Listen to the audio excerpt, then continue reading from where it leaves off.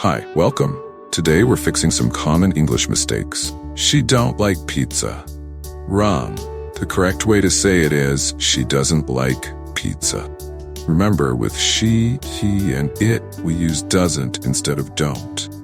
I have went to the store. Wrong. The right way to say it is, I have gone to the store. Gone is the correct past participle of go when used with have. He's more smarter than me.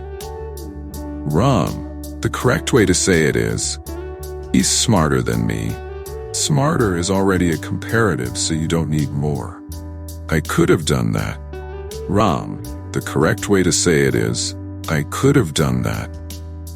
Could have is often mistakenly heard as could have, but have is the right word. There's less people at the event than I expected. Oops. Wrong.